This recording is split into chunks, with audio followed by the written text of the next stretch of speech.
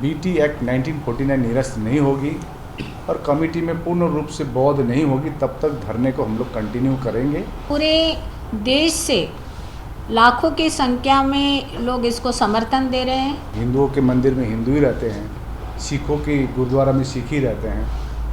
उसी तरह बौद्धों का सबसे पवित्र बचा हुआ एक ही मात्र बचा हुआ महाबोधि महाविहार है। इसमें तो पूर्ण रूप से बौद्ध ही होना है। उन्होंने भी माने ये चीज़। बुद्ध पूर्णिमा मनाते हैं। इस बार महाबोधि महाविहार मुक्ति के लिए महाबोधि में आप लोग पूजा के लिए यहाँ आइए। जो माघ पूर्णिमा बौद्धों के लिए बहुत ही पवित्र दिन होता है, वहाँ से हम लोग धरने में बैठे हुए। हमारे भिक्षु भिक्षुणी को पूरे वहाँ पर बल भी 25 करीब भिक्षु भिक्षुणी थी, उनके लिए 70-80 पुलिसकर्मी लगाकर उठाया, जबरन उठाकर मेडिकल कॉलेज में फेंक दिया गया। रात भर कोई व्यवस्था नहीं थी। ऑनरेबल किरण रिजिजू के साथ मुलाकात हुई। एक डेलीगेशन जिसका मैं स्वयं, राजेंद्र पाल गौतम जी, जम्बू लामा जी और सुलेखा ताई जी, हम लोग वहाँ पर काफ़ी चर्चा की और हम लोग ने एक ज्ञापन दिया जो आपको कॉपी दे रहे हैं। इसमें साइन हम लोग जो आए हैं सब साइन करके दिए।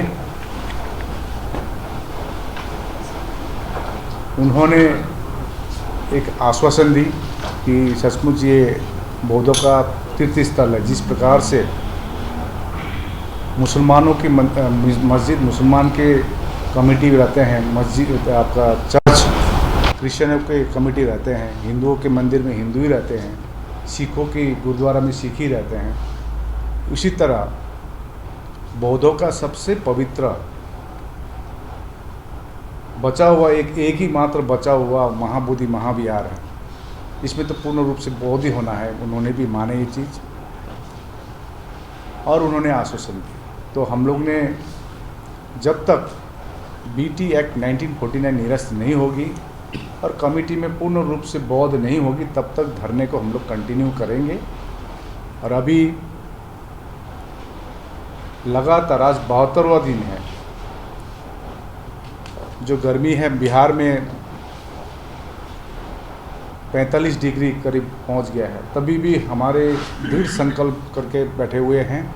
हमारे भिक्षु उपासक उपासिकाएं लगातार विभिन्न राज्यों से, बिहार के विभिन्न जिलों से, वहाँ के स्थानीय संस्था, जितने भी बुद्ध को मानने वाले, अंबेडकर को मानने वाले जितनी भी संस्थाएं, वो दिन का दिन बढ़ती जा रही है। अभी 4 मई से एक धम्म चारिका है, धम्म पैदल यात्रा जो बोधगया से पटना तक, वहाँ पर 2000 से ज़्यादा भिक्षुओं का एक हम लोग वहाँ पर एक चारिका कर रहे हैं। और इस बार हम लोग ने आह्वान की है सभी को, जिस प्रकार से आप प्रत्येक वर्ष अपने अपने घरों में हो या अपने अपने बुद्ध विहारों में हो बुद्ध पूर्णिमा मनाते हैं, इस बार महाबोधि महाविहार मुक्ति के लिए महाबोधि में आप लोग पूजा के लिए यहाँ आइए। तो पूरे देश भर से ये सूचना आ रही है। मैं तो सुन रहा था महाराष्ट्र से ट्रेन भी आ रही है, पूरा फुल ट्रेन आ रही है। इस प्रकार से विभिन्न राज्यों से, इवन कल मैं बात कर रहा था लद्दाख जहाँ -डिग्री है, वहाँ से भी लोग आ रहे हैं। हम लोग ने जितने भी संवैधानिक प्रकार से जितने भी आंदोलन करना था, 2 बड़ी रैली, जैसे राजेंद्र पाल गौतम जी ने कहा 17 सितंबर 2024 को, उससे पूर्व भी 26 नवंबर 2023 में भी रैली की गई। सतीश कुमार दास ने, जो हमको वहाँ मिला, एक विधायक है बुद्धिस्ट विधायक, उन्होंने बात उठाई महाबोधि मुक्ति के लिए, उसका कुछ जवाब नहीं दे रहा था। उस प्रकार से दिल्ली में नेशनल कमेटी कमीशन के साथ 3 मीटिंगें की।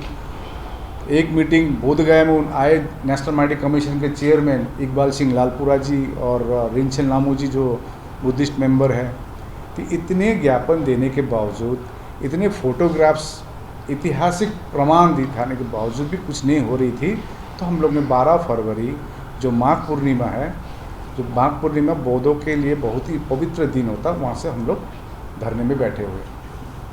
और अनशन थी, पहले 17 दिन अनशन थी, क्योंकि वहाँ से 17वां दिन में 15 दिन जब हुई थी, 15 दिन में डीएम से खबर आई तो हम लोग एक डेलीगेशन डीएम से मिले।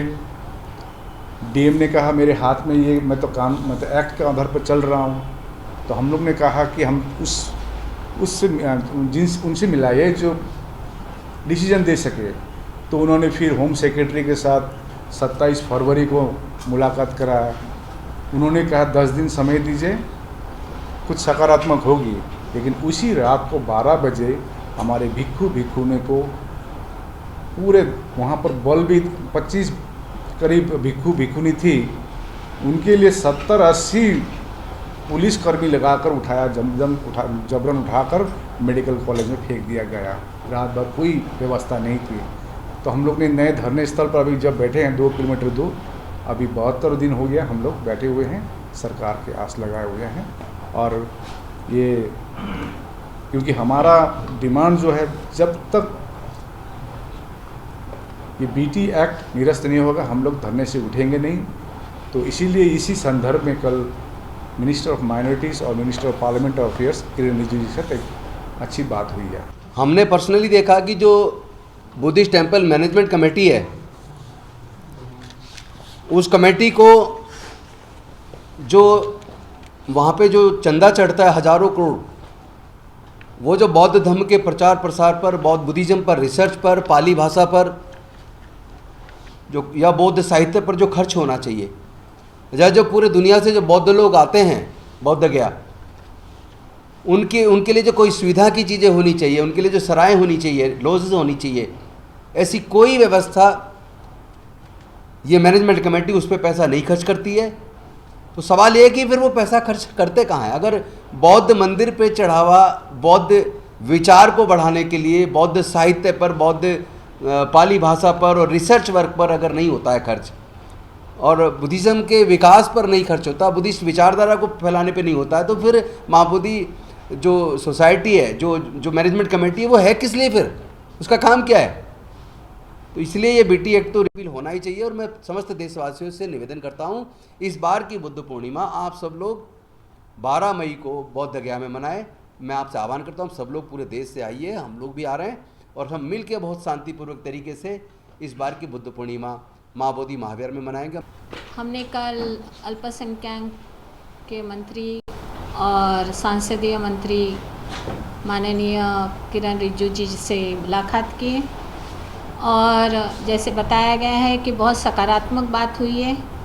सरकार की तरफ से उन्होंने आश्वस्त किया है, और मुझे लगता है कि जिस तरीके से आंदोलन चल रहा है आकाश लामा जी के नेतृत्व में, पूरे महाराष्ट्र में नहीं, पूरे भारत में नहीं, तो पूरे दुनिया के बौद्धों को एक जागरूक करने का काम, इस आंदोलन का बहुत बड़ा अचीवमेंट ये है कि दुनिया के बौद्ध जागरूक हो गए हैं कि बुद्ध गया टेम्पल एक्ट 1949 ये अनकॉन्स्टिट्यूशनल है, असंवैधानिक है, और इसको कैंसिल करना ज़रूरी है। ये बात रिजिजू जी को बताया गया और उन्होंने भी इस बात को माना है।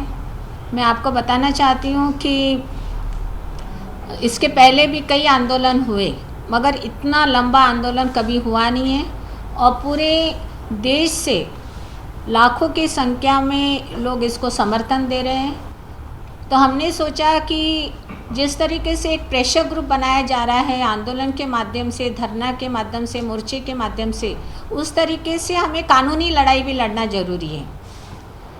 और इसलिए हमने सुप्रीम कोर्ट में एक पिटीशन दाखिल किया है 9 तारीख को, 9 अप्रैल को।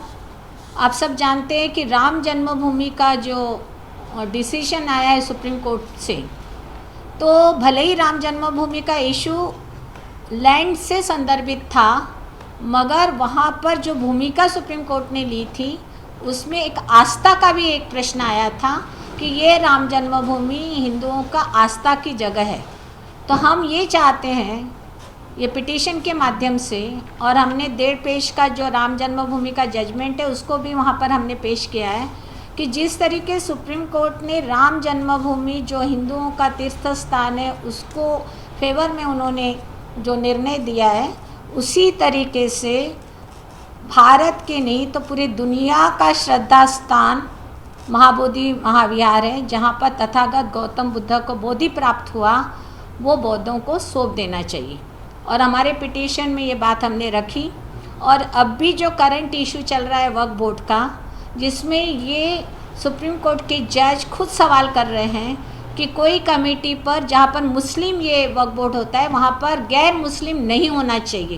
खुद सुप्रीम कोर्ट ने भी इस बारे में दखल लिया है। तो मुझे ऐसा लगता है कि हमारी लड़ाई काफ़ी हद तक अभी निर्णायक इस पर आ रही है, क्योंकि एक तरफ हम तो कानूनी लड़ाई लड़ेंगे और दूसरी तरफ हम आंदोलन की भूमिका से भी लोग सरकार पर प्रेशर डालेंगे। तो मुझे पूरा विश्वास है कि ये बहुत लंबा चलता हुआ हमारी जो मांग है, ये अनागारिक धर्मपाल जो थे श्रीलंका से आए थे उस जमाने से ये हमारी मांग है। और आप देखेंगे कि गौतम साहब भी जानते हैं और लामा साहब भी जानते हैं कि ये बहुत अनकॉन्स्टिट्यूशनल है। मैं नेशनल माइनॉरिटी के कमीशन मेंबर होने के नाते मैं आपको बताना चाहती हूँ, 2 नेशनल माइनॉरिटी कमीशन की रिपोर्ट है जहाँ पर बताया गया है कि ये अनकॉन्स्टिट्यूशनल है, असंवैधानिक है। जहाँ पर बौद्धों का पूरा वहाँ पर वर्चस्व होना चाहिए, वहाँ पर बौद्धों का वर्चस्व नहीं है। वहाँ कमेटी में गैर बौद्ध लोगों को रखा गया है। तो मुझे ऐसा लगता है कि एक तो ये एक्ट 1949 का है, बुद्ध गया टेम्पल एक्ट। तो जब हमने संविधान स्वीकारा 1950 में, तो उसमें ऑलरेडी आर्टिकल 13 में ये बोला गया है कॉन्स्टिट्यूशन का कि जो एक्ट 1950 के पहले होगा, 50 के पहले होगा, वो वैसे भी निरस्त समझा जाएगा। इसके बावजूद भी ये एक्ट जमाने से कई सालों से चल रहा है और इसलिए सुप्रीम कोर्ट में जाना फंडामेंटल राइट है, हर एक को अपना अधिकार है। परम पूज्य डॉक्टर बाबा साहब आम्बेडकर ने जो संविधान दिया, 75 साल पूरा देश मना रहा है संविधान का, और जब संविधान में जो लिखा है उसकी मांग अगर हम कर रहे हैं तो ये बहुत जस्टिफाइड है। और मुझे पूरा विश्वास है कि जो आंदोलन यहाँ पर चल रहा है, ये आंदोलन भी एक तरफ चलेगा और दूसरी तरफ हम कानूनी लड़ाई भी लड़ेंगे। और पूरा भरोसा है 200% कि ये सुप्रीम कोर्ट का निर्णय और आंदोलन ये सफल होगा और ये महामुक्ति का जो हमारा महाबोधि विहार है ये बौद्धों को सौंपा जाए। दस्तक की आपसे गुजारिश है कि अगर इसको बचाना चाहते हैं तो नेशनल दस्तक को सब्सक्राइब करने के लिए रेड कलर के सब्सक्राइब बटन को दबाएं, फिर बेल आइकन की घंटी दबाएं। नेशनल दस्तक को बचाने के लिए बहुत जरूरी है कि हर खबर को शेयर करें, लाइक करें, कमेंट जरूर करें।